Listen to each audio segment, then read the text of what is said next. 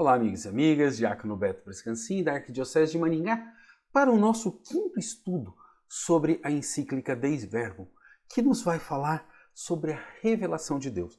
Nós vimos no encontro passado a revelação tal como ela é, a natureza e o objetivo da revelação, que é mostrar Deus. E na plenitude desta revelação está Jesus Cristo, que nos mostra Deus. E hoje nós vamos olhar os itens 3 e 4 da Dei Verbum fala sobre Deus preparando Israel e toda a humanidade para Jesus Cristo, que o objetivo é revelar a Santíssima Trindade, Pai, Filho e Espírito Santo. E essa encarnação de Jesus, na própria criação de Deus, já manifesta pela sua amorosa providência na eleição de Abraão, nosso pai na fé, na aliança com Israel e nas palavras do profeta. Então vamos olhar como que se dá essa preparação da revelação evangélica. Vamos ler agora o item 3 da Constituição Dei Verbum. Deus, criando e conservando todas as coisas pelo Verbo, oferece aos homens um testemunho perene de si mesmo na criação. E, além disso, decidindo abrir o caminho da salvação sobrenatural, manifestou-se a si mesmo, desde o princípio, aos nossos primeiros pais. Depois da sua queda, com a promessa de redenção, deu-lhes a esperança da salvação e cuidou continuamente do gênero humano para dar a vida eterna a todos aqueles que, perseverando na prática das boas obras, procuravam a salvação. No devido tempo, chamou Abraão para fazer dele pai de um grande povo. Povo que, depois dos patriarcas, ele instruiu por meio de Moisés e dos profetas, para que o conhecessem como único Deus vivo e verdadeiro, Pai providente e juiz justo, e para que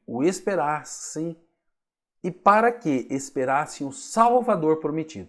Assim preparou Deus, através dos tempos, o caminho do Evangelho. Essa, gente, é a parte número 3 da Dei Verbum.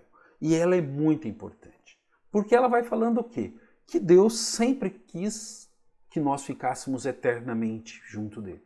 E ele foi preparando alguém que pudesse vencer a morte. A encarnação do Verbo do seu Filho, Jesus morrendo livremente na cruz, por obediência ao Pai e por amor de nós, abriu a mansão dos mortos. A ressurreição venceu a morte e deu-nos a ressurreição, onde possamos viver com Deus na eternidade. Isso é muito bacana.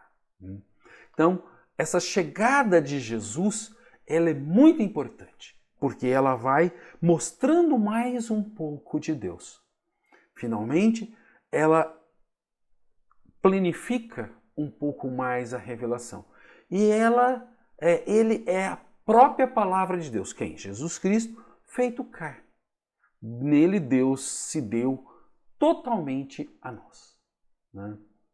Então, vamos ver agora a parte 4, o item 4 da Dei Verbum, onde fala a consumação e plenitude da revelação em Cristo.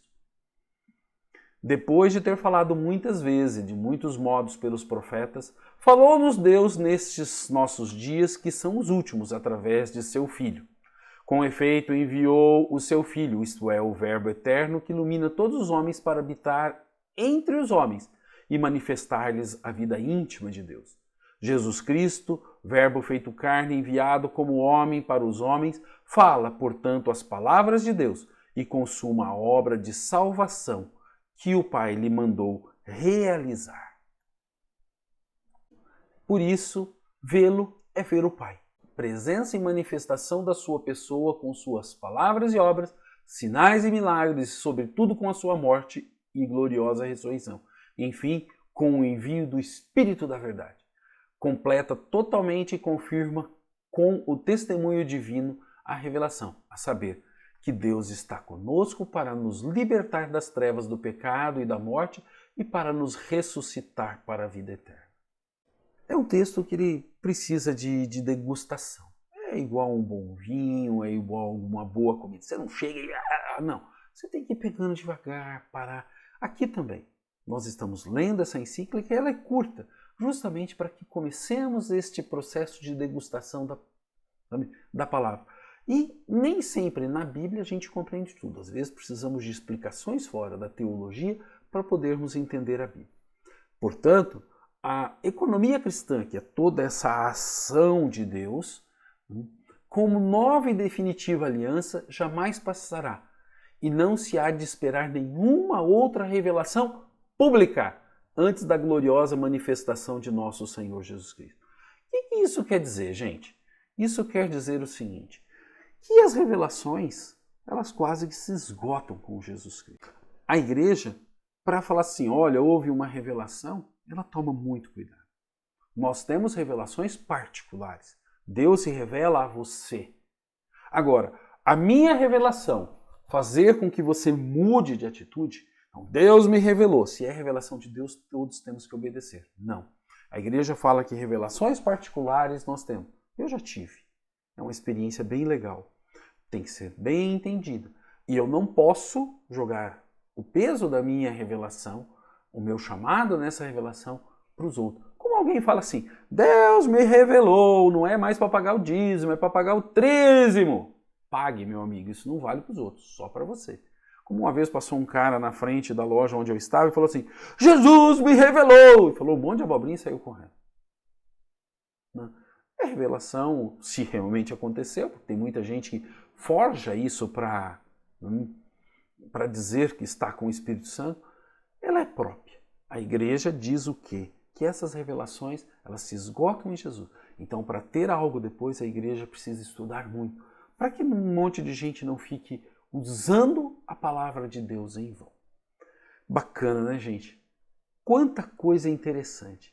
E nós precisamos nos aprofundar um pouquinho nisso para entendermos a palavra de Deus. Caminhemos juntos um pouco mais nessas explicações que a Dei Verbum dá e que nos ajudam a entender a Sagrada Escritura. Paz e bem a todos e a todas.